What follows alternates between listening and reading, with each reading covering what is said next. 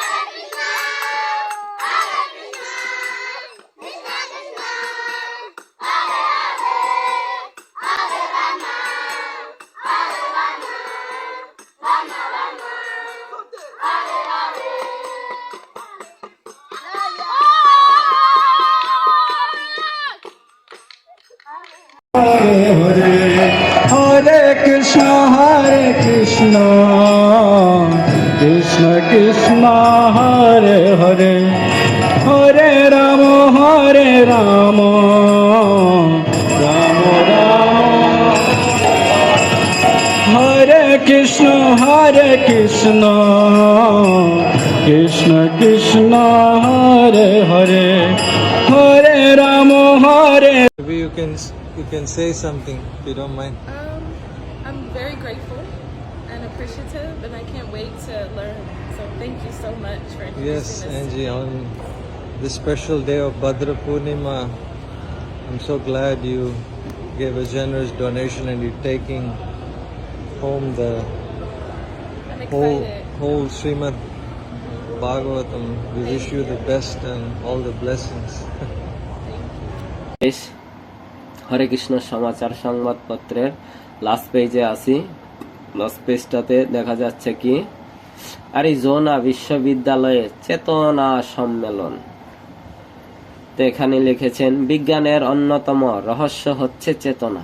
শিল প্রভুপাদ আজ থেকে 50 বছর আগে গবেষক দলের কাছে জৈবিক চেতনার উপর তার বৈদিক বিশ্লেষণ তুলে ধরেছিলেন। এছাড়া 1977 সালে শ্রী বৃন্দাবন ধামে অনুষ্ঠিত চেতনা সম্মেলন শিল প্রভুপাদ বৈদিক সাংখ্য তত্ত্বের ভিত্তিতে চেতনা সম্পর্কে বিস্তারিত আলোচনা করেছিলেন। এবছর এপ্রিল মাসে মার্কিন যুক্তরাষ্ট্রের বিখ্যাত অ্যারিজোনা বিশ্ববিদ্যালয়ে চেতনার উপর আন্তর্জাতিক বৈজ্ঞানিক সম্মেলন অনুষ্ঠিত হয়। ভক্তি বেদান্ত ইনস্টিটিউট এর একদল গবেষক এতে অংশগ্রহণ করেন। তারা বৈদিক শাস্ত্রের ভিত্তিতে গবেষণালব্ধ প্রবন্ধ সমূহ গবেষকদের মাঝে উপস্থাপনা করেন। বিস্তারিত আমাদের পত্রিকায় বাকি অংশগুলো। দক্ষিণ আফ্রিকায় ঘূর্ণিঝড়ে আক্রান্তদের পাশে ইসকন। তা সম্প্রতি দক্ষিণ আফ্রিকায় কোয়াজুল নাটাল প্রদেশে এক ভয়াবহ ঘূর্ণিঝড় আঘাত হেনেছে। ঘূর্ণিঝড়ে এখনো পর্যন্ত প্রায় এতজন ব্যক্তি প্রাণ হারান এবং অর্ধশতাধিক লোকজন আহত হন। তাই এই ঘূর্ণিঝড়ে আক্রান্তদের পাশে ইসকন, প্রসাদ এবং ফুড ফর লাইফের পক্ষ থেকে অনেক ত্রাণ সামগ্রী বিতরণ করা হয় তাদের মাঝে। তারপর দেখতে পাচ্ছি রাধাদেশ ইসকনের 30তম যোগাযোগ সম্মেলন। সম্প্রতি বেলজিয়ামের রাধাদেশে ইসকন কমিউনিকেশন ইউরোপ ICU এর 30তম যোগাযোগ সম্মেলন অনুষ্ঠিত হয়। এই সম্মেলনের মূল উদ্দেশ্য ছিল সমাজের সকল শ্রেণীর মানুষের সাথে যোগাযোগ বৃদ্ধি করা। ICU এর বর্তমান পরিচালক মহাপ্রভু দাসের আহ্বানে ভিডিও কলে মাধ্যমে প্রাক্তন পরিচালক মুকুন্দ গোস্বামী সম্মেলনটি উদ্বোধন করেন।